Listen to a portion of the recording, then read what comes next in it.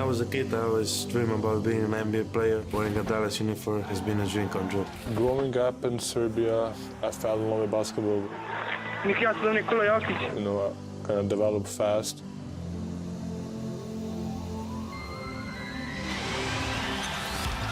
Oh my goodness, what a show! They are an absolute weapon. Is he that good, or Dallas is making him good? No comments.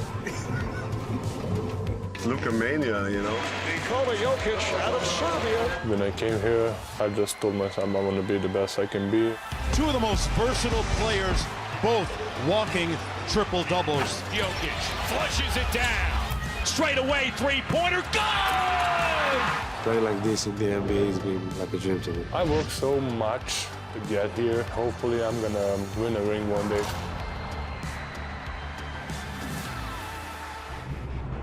Welcome into Hoop Streams, everybody. We are live on Facebook, Twitter, YouTube, and the ESPN app. I'm Christine Williamson here, joined by my friends. We got a new setup today. Yeah. I'm in the middle. No more distance. Yeah. We're within arm's reach from everybody. They want me and Omar to make more eye contact, so Yeah. we're going to just be gazing into each other's eyes, and you're going to break up the awkwardness when it gets too long. That's exactly why we have this setup. We're going to start off the top with something that's kind of serious because the coronavirus is really sweeping the entire world. San Francisco has banned gatherings of more than 1,000 people, so that means that the Warriors will no longer play with fans in the stands, guys. This is pretty big. Yeah, so what they're doing is banning any collection of people more than 1,000, like you were saying, and that means that the Warriors, who have a couple games now until that March 21st deadline that they've given themselves, has said, all right, no fans within this arena. This isn't completely unheard of. I mean, for different scenarios, we've had professional games take place without fans, but this is just an example, which we don't see very often, of like society and decision makers being proactive as opposed to reactive and having to deal with the fallout of one of their fans, or God forbid, a player or an official or a family member getting this virus at a game with 20,000 people there who haven't been pre-screened, who haven't been checked. So I actually applaud the Warriors in the city of San Francisco for taking these measures. Yeah, and I'm curious to see what the game's going to be like. Is it going to feel different? Because it might feel like a scrimmage or like a practice now that there's no fans there. And are they going to have pregame intros? Are they going to, when we watch the broadcast, are we going to hear the conversation that they're having now because the fans won't be so loud and now the mics are going to pick up the in-game conversation? So I'm very curious to see what the games are going to feel like. There is something to be said about that intensity and 20,000 people cheering one way or booing another. So I think actually psychologically it's going to mess with some of the players who are used to like thriving off people screaming and yelling and you know, in those clutch minutes of the game, you know, vibing and feeding off of the energy of a packed arena. I think it is going to be weird. I think what's also going to happen is these games are going to be condensed. These, games are going to be time-wise shrunken down so drastically because there's not going to be a halftime performance. There's not going to be as many timeouts. There's not going to be as many breaks in action. This is going to be straight hooping to the point, but super, super weird. John Morant said it's going to feel like closed scrimmages. But it's a big deal, right? Because you don't want one player. We were talking a little bit before this that there's a player that plays for Juventus that tested positive for the coronavirus. But when you think about if one player gets the coronavirus, how there's a spiral effect after that. Like how do you it's good to be proactive because how do you contain it once one player even has it? In the NBA right now, obviously taking measures and having the meetings, and it's just going to be imminent that the trickle-down effect is going to expand past the Warriors. You know what I mean? They're not going to be the only franchise who says, all right, this is the date we're looking at, and these are the measures that we are going to take to at least do our part in trying to prevent the spread of the coronavirus, which is a very, very real thing. And then just flip it the other way around, right? If we're completely opening the gates to all of these games and having people come in there, somebody catches coronavirus and they say, yeah, I was at the Chase Center and I caught it. What about the legal liabilities and things like that, where it's like, all right, if you knew there was X amount of cases in this designated area in San Francisco, but you still knew that it's airborne, we're not doctors, but we got the same information you guys got, and somebody's getting it at an event that you're hosting, then it just opens up teams and even the league to like maybe some liability for having these events where people might be catching this coronavirus. So I see why they're taking these steps to do this. It's necessary. So the Nets will be the first team to play in the Chase Center with no fans. We'll see how that goes. Last night, the Nets played the Lakers. We're going to take a look at the last minute of this game. All right, Spencer Dinwiddie was super clutch in this game. Hits a go-ahead 2-point jumper with 28 seconds left to put the Nets up 104-102.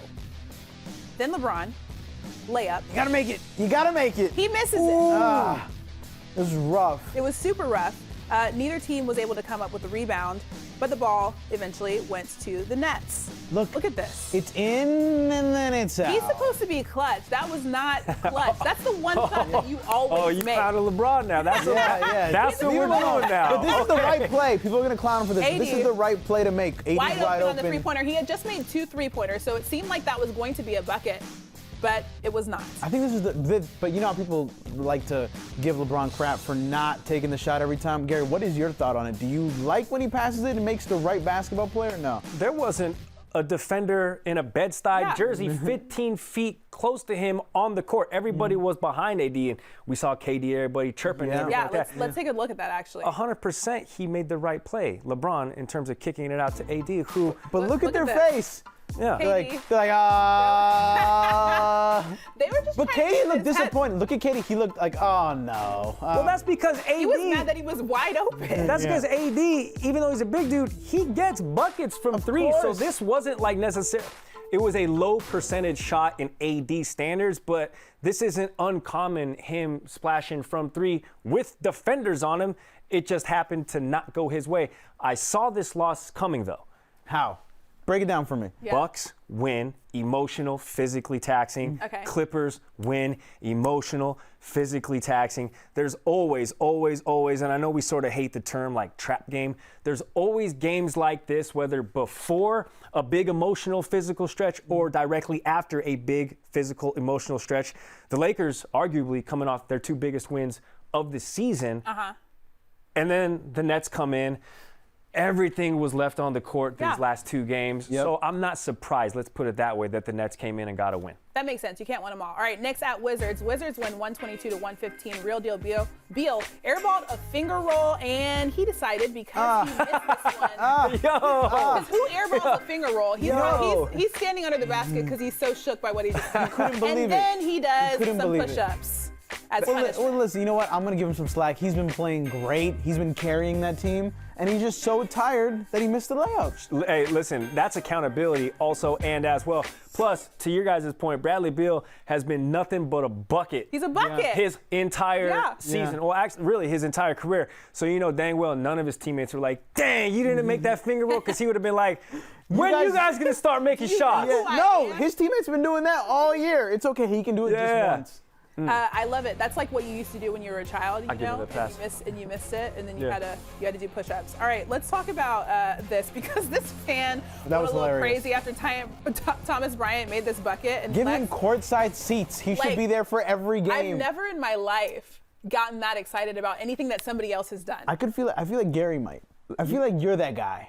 That's not hating. Hype guy? Yeah, I feel like you're the guy I'm that not gets hype guy. I'm not hype guy. I don't really see. You've got great energy. Have you guys seen American Pie? You might be too young for like the American Pie phase. I actually have not seen it. Okay, that looks like Jim's dad. Any of them. Eugene Levy, I'm pretty sure is the pronunciation of the name. Jim's dad. Just Google it right now after you get done watching us. Jim's dad was having a crazy time at the game. What would cause you guys personally to get that hype about anything? Like nothing that you did yourself. If somebody else does something. Game winner against the Warriors. Like that's when I was like up out of my seat just yelling like, oh my God. I'm way. But like nobody else is that lit. I'm way easier to please. Like mind. if I go to Chipotle and they give me that extra half scoop of chicken and don't charge me, or I get guac and they're like, yeah, this one's on the house and it's only $7, you see your boy get hype. You see your boy get hype for sure. That's wild.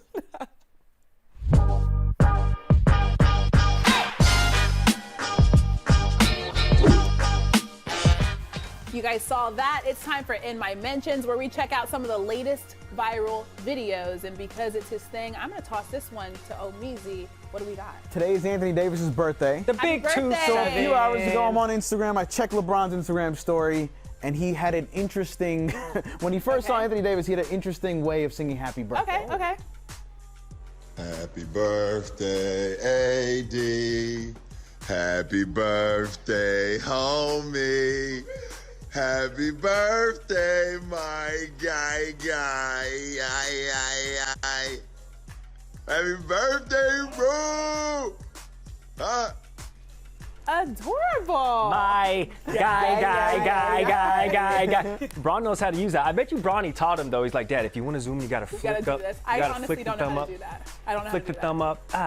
And I say this partially joking, but like, take a good look at the Lakers locker room, because as it sits right now, nobody's gonna be in that thing for the foreseeable future, obviously, with everything that's going on league-wide. But Braun, he got a good voice. No, it was, dude, all is can hold well. a tune. They He can lost hold the a tune. Nets. People were freaking out. All is well in Lakerland. He can hold a tune. All right, what do we got next? The Chicago Bulls intro. I'm sure you guys have all heard it. It's legendary.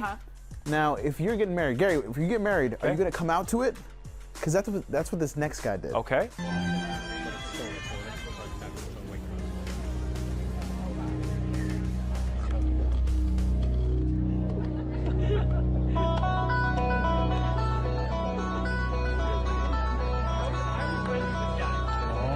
Ladies and gentlemen, introducing your starting lineup for tonight's wedding.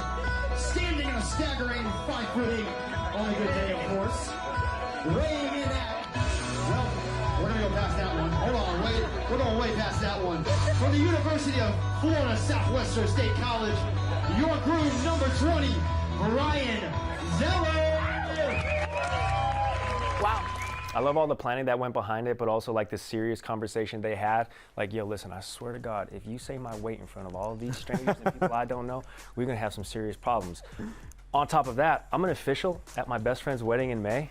I think I'm gonna suggest something to him. Because I know. Steal it? Are you gonna steal the his idea? fiance, I actually saw that she liked the post that I think we posted, right? Yes, we posted it. She liked it. So Leah, I know you're watching. So we got to have a little talk offline. My husband would absolutely never do that. We're not doing that at my wedding. I like how he ripped the sweatsuit off. That was perfect. It looked smooth. It looked great. Custom-made joints. I thought the crowd could have got more into it though. Yeah, I mean, I guess he was doing a lot. It was a lot. First guy in the starting lineup, though, you know they were going to get hyped like 3, 4, 5 guys through. You should have seen the whole video. Well, I thought it was dope. The next clip, when I first saw it, I thought it was like an edited video, right? I thought it was a slow-mo video, and I'm like, this isn't that interesting. But this Harlem Globetrotter does a perfect impersonation of slow-mo. Look at this. Oh my God. Look at his face, look at the hand, look at the acting. Let's get him in a Disney movie, let's figure this out. The little kid is the like, kid is what being is going patient, on? fantastic, and then the thumbs up right here. Boom. Still in slow-mo. And Yes. does he walk off in slow-mo? That is amazing. Yes. He dipped. That is amazing. You know what's crazy? I saw this yesterday and I was about to text you like, yo, stop fooling with the videos, man. Just get to the point. Stop editing things. And then I realized like this dude is just super duper good at being slow motion. Them Globetrotters, man, they're talented. How do you get that? They good are at being talented. Slow motion. It reminds me of like Zootopia, like the sloth. Sloths. The sloth. That's a company man. I love sloths. That's a company man. Now the next clip is this disrespectful baller, right? And when you watch the clip, there's a couple things I want you to look at. Look at the crossover. He looks at him, stares him down, hits the shot, and then let's wait for the fan celebration. Money. It's the best fan celebration I've seen yet. Yeet. Yes. You guys mean, weren't expecting that? Don't act like you expected to see that. They planned that thing out. That was planned. That was they knew Do what was not happening. hate on the clip. How was he supposed to know that his boy was going to cross him over, then stare him down, and hit the shot? I wonder what old boy did, because there was another guy that like was walking right behind him, right? I wonder what he did after, because the video ended. Conveyor did belt he do falling. something else after that? You guys need to start embracing that clip. That was a I really think it good was clip. amazing. It has I like think it was 2 million amazing. I'm views. just It was saying, what does the amazing. next guy You do? will never see a clip like that again. That was Ever in once my in a life. lifetime. Ever in my 3 life. levels of choreography to that. Obviously, the player had to Get a do the bucket. move. Yeah. Let the cameraman know that's happening, and then also let the cameraman know that he's got his homies yeah. in the stands. As soon as I splash this 3, make sure you pan to the left, because homie stole some mats from the wrestling team. They're worried about ringworm later. He's gonna fall, go night-night after I splash this tray. It was beautiful. How many views? 2 million views. Okay. Dang, homie. And how do you get those videos? Submissions submitted to the Instagram There you Sports go. Center. DM us Like that right plug? now. Do that. Do that. But also, Kevin Durant, we haven't seen him really do anything this NBA season because he's been hurt. Yeah.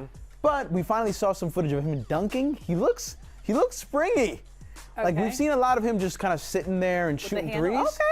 But he's looking good. A lot of people are worried about him coming off the Achilles, but his game is just so skilled. It looks like he's coming off the Achilles quite effectively right there, and that doesn't look like it's not at least 100% right there. He's got the bunnies. I mean, he's 7 foot tall, so I mean, it don't take much to get to the cup. But this is like the last season people can legitimately be like, the Eastern Conference is substantially less talented than the West because not just KD, but when Kyrie returned to full strength, we hope next season, that's 2 of the probably best 5 or 6 pure talent dudes back on the same team. So the East is going to be stacked as soon as the Nets are ready to rock. That is, of course, if Kevin Durant is Kevin Durant of old. Sure. Do we think that he's going to be that same player? Kendrick Perkins said it perfectly. Kevin Durant has a level of jelliness and smoothness that is like uncomparable. Like other players just don't have that. So even if he doesn't have 100% of the jelly and he's like 90% back on the skates, like that's still 100% better than the next closest competitor.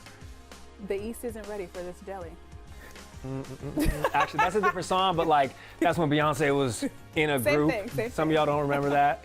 All right, you're watching Hoop Streams Live on Facebook, Twitter, YouTube, and the ESPN app. Luka Doncic and the Mavericks look to avoid their first 3-game losing streak of the season as they host the Nuggets. Gary, got a question for you. Luka, I got an answer for you. Been balling. He's a baller. He is. But they've still been losing. Do you think they can get the dub tonight? No, and that's why they're going to suffer their first 3-game losing streak of the season, even though they're at home hosting the Nuggets, who are in the 3 spot in the Western Conference, because Luka's been balling, but nobody else has. And it doesn't help the Mavericks that Kristaps Porzingis is not playing tonight because of rest. So Joker and Jamal Murray, I think, are going to go crazy in Dallas. Nuggets, they get the win.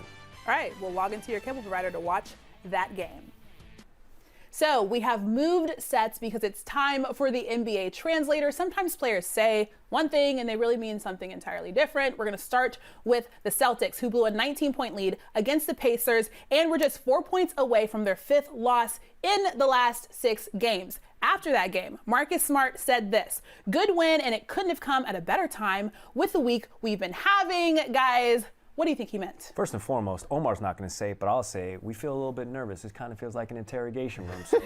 It definitely feels weird. All the lights are on us. I'm not sure. But what he really meant was, hey, remember that week when Tatum was in the MVP discussion?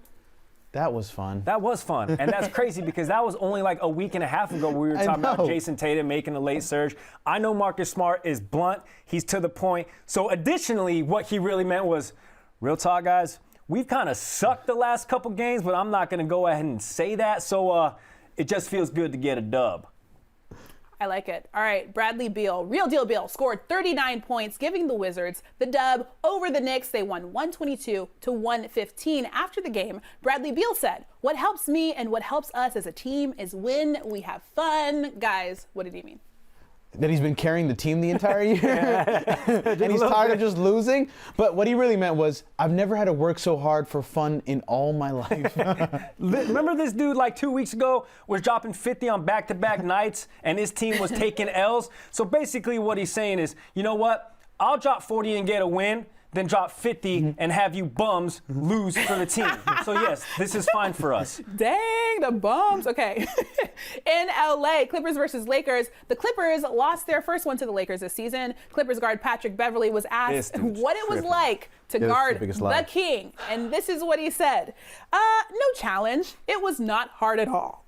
What did he mean? Well, this was the biggest lie. Out of all of the ones, this one's the biggest lie. But what he really meant was, it was hard enough. I finished with 2 points and 3 turnovers. Pinocchio saw this quote and was like, this dude said what? His nose just going through the roof. But listen, we've known Pat Beverley the entirety of his career. He's been the antagonist. He's been the agitator on any team to the opposing team. So this should actually just be like business as usual for Pat Bev. Yeah, it was no challenge. You're a schmuck of a reporter or a writer if you're like, oh, he says it wasn't a challenge. He must have been honest with us. Nah, come on, Pat Bev. We know you're lying. Absolutely nobody believes Patrick Beverley. It's the king. There might be one guy. All right, let's go to Brooklyn. Where Brooklyn at? DeAndre Jordan was asked after Kenny Atkinson was fired whether or not the reports were true as to whether or not this had to do with the high-profile players. He said, "I think whatever you're saying and whatever the reports are BS." What did he mean? I will say this. The second Kenny Atkinson got fired, DeAndre Jordan was starting the very next game. So he was very, very happy. What he meant was, did y'all really forget that I'm really good friends with Durant and Kyrie? Yeah, what he's saying is, listen, if you think I'm about to throw two of the homies under the bus so you can get a quote and misrepresent it in your little article on Twitter to get some clicks, you're tripping. But they couldn't fit all that on this graphic, so Omar put it a little bit more poignant. Good job, Omar. I have a way with words. Yeah, and he's not going to spill any tea. He's starting, like Omar said. Like, why would he spill any tea? He's happy. That's what he wants to do. Are we done in the interrogation? He just wants to play hoops. We're done. We're done. Okay, thank you. You're watching Hoop Streams live on Facebook, Twitter, YouTube, and the ESPN app. The Nuggets are visiting the Mavs in Dirty D. Jokic in Denver, coming off a nice win against the Bucks on Monday night. Gary, I'm going to ask you, how much will that carry over into tonight's game? I think the Nuggets are going to win, but I'm not like a big momentum guy. It's a different team, different personnel in a different city. I do think it's important for the fact of the matter, the Nuggets are a 3 seed in the West. The Mavericks, as it currently sits, are the 7 seed. So this could potentially fall into a first-round playoff matchup. Okay, well, we'll see what happens right after this, 8 p.m. Eastern. Now, we've got an interview that you sat down with who you like to call Trigger. Trae Young. What happened? We talked about his best moments throughout the season. His nutmegs Okay. that Trevor Ariza gets mad at. Yeah. And also that amazing moment he had after Kobe passed away. He was wearing the number 8 jersey, then he shot the half-court shot. And we kind of went through all of his best stuff throughout the year, and he gave some really good insight. All right, let's see it.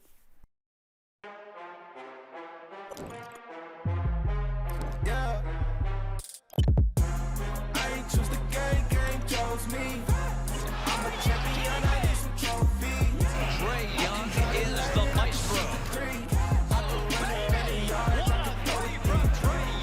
We're out here in the freezing cold, working. Whose idea was this? What are we doing? Yeah, we're just about to pass out some hot chocolate. About to have some fun. You had this amazing moment where you honored Kobe by wearing the number 8 jersey. Yeah.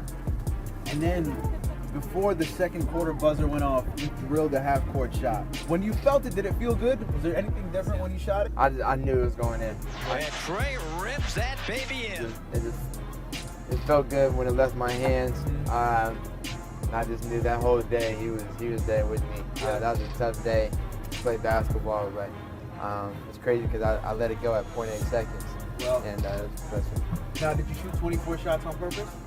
No, I didn't. 45. Your game, you went off. I didn't. I mean, it's crazy. Like I shot 24 shots. I think I was the first person to have 45-15 versus the Wizards since Kobe did. I mean, yeah, it was a crazy game. Do I have to ask you what your all-star highlight was, or is it pretty obvious considering who you got to meet out here? Yeah, it's pretty obvious. Being able to meet President Obama, probably the highlight so far. It was great being able to meet him. Spend some time with him. It's crazy because he actually knew so much about me, which is crazy. It's pretty cool.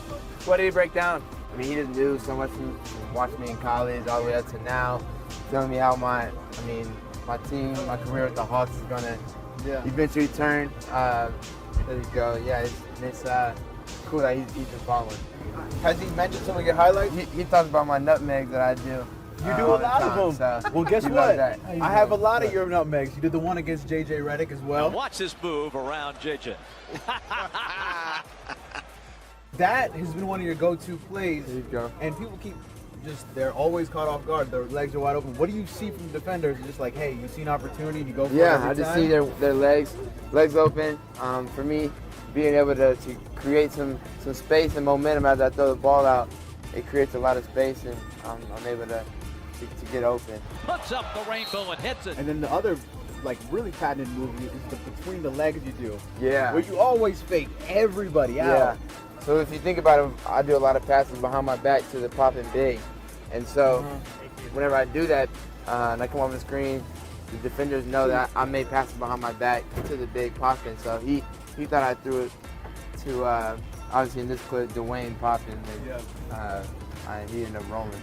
But you've done it over and over and over again. I got my boy. Keep falling for it. Yeah, I got my boy on this one, Mike.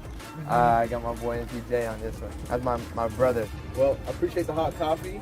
Appreciate it. Going over your highlights, and thank you for joining us. Yep, of course, my guy. Young gets away from all of them and scores! He's Houdini! Trae. Oh, my goodness.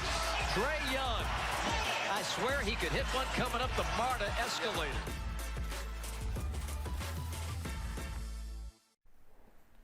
I've gotten to know Trae over the last few years, and it's funny to see. I knew him when he was in high school. Yeah. So his fashion game is completely changed. He definitely dresses way better now than he did 3-4 years ago. He's like, man, Omar, I'm gonna start wearing bomber jackets. Because he got money now. Like, he didn't have that money before.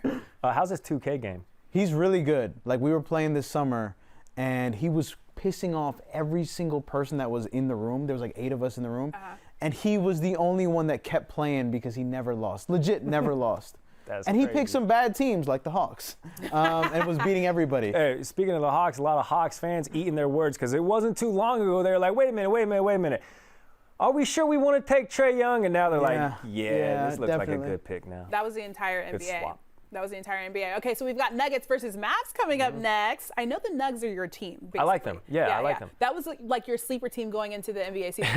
It was my sleeper team going into this season before I saw them play the Clippers and Lakers. And I was like, oh, they are severely mismatched against AD and LeBron and a stifling Clippers team, both offensively and defensively.